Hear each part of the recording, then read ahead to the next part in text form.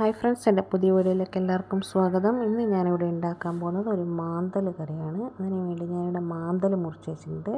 പിന്നെ ഒരു വലിയ കപ്പ് തേങ്ങ, ഒരു വലിയ തക്കാളി, ഒരു പീസ് ഇഞ്ചി, 2 പച്ചമുളക്, ആവശ്യത്തിന് പുളിവെള്ളം. ഇനി ഈ തേങ്ങ ഒന്ന് മിക്സിയിൽ നിന്ന് നമുക്ക് അരച്ചെടുക്കണം. അതിന് വേണ്ടി ഈ തേങ്ങയിലേക്ക് ഒരു 1/4 സ്പൂണ് മഞ്ഞൾപ്പൊടി ചേർത്ത് കൊടുക്കാം. ഇനി ഇതിലേക്ക് 2 സ്പൂണ് മുളക് പൊടി, കാശ്മീരി മുളക് പൊടിയാണ് ചേർക്കുന്നത്. അതുകൊണ്ട് എരിവ് കാണില്ല, കളർ മാത്രമേ ഉണ്ടാവൂ. അപ്പോൾ ഇതിന് നന്നായി ഒന്ന് കുറച്ച് വെള്ളവും ചേർത്ത് മിക്സിയിൽ നിന്ന് അരച്ചെടുത്തിട്ട് വരാം. ഇപ്പം ഞാനിവിടെ ഒരു മൺചട്ടി വെച്ചിട്ടുണ്ട്. അപ്പം നമുക്കതിലേക്ക് നേരത്തെ മിക്സിയിൽ നിന്ന് അരച്ച് വെച്ച തേങ്ങ മിക്സ് ഇതിലോട്ട് ചേർത്ത് കൊടുക്കാം. ഇനി ഇതിലേക്ക് നമുക്ക് ആവശ്യത്തിന് വെള്ളം ചേർത്ത് കൊടുക്കണം. നോക്കിയിട്ട് ചേർക്കുക വെള്ളം.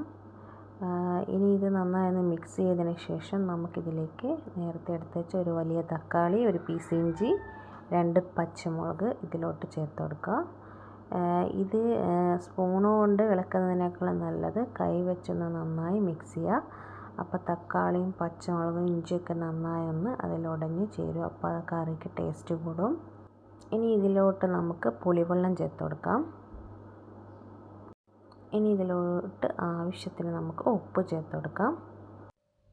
ഇനി നന്നായി ഇതൊന്ന് ഇളക്കി. ഇതിലിപ്പം കറിക്ക് കുറച്ച് കൊഴുപ്പ് കൂടുതലാണ്, അതുകൊണ്ട് ഞാൻ കുറച്ചുകൂടി വെള്ളം മിക്സ് ചെയ്ത് കൊടുത്തിട്ടുണ്ട്.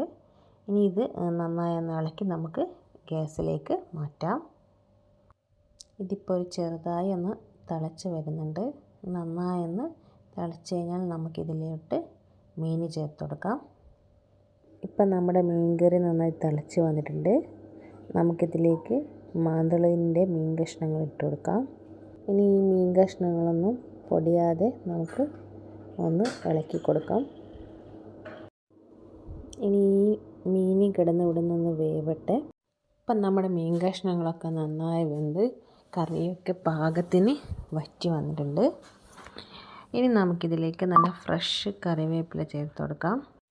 ഈ കറിയിൽ നമുക്ക് വറുത്തിടേണ്ട ആവശ്യമില്ല. ഇതിൽ വെളിച്ചെണ്ണ ചേർക്കാതെ ഉണ്ടാക്കുന്ന ഒരു കറിയാണ്. ഇതിങ്ങനെയാണ് ഉണ്ടാക്കുക.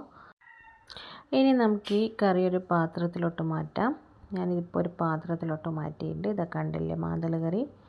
അപ്പം നിങ്ങളിതെല്ലാവരും ഒന്ന് വീട്ടിലൊന്ന് ട്രൈ ചെയ്ത് നോക്കണം. Thank you for watching.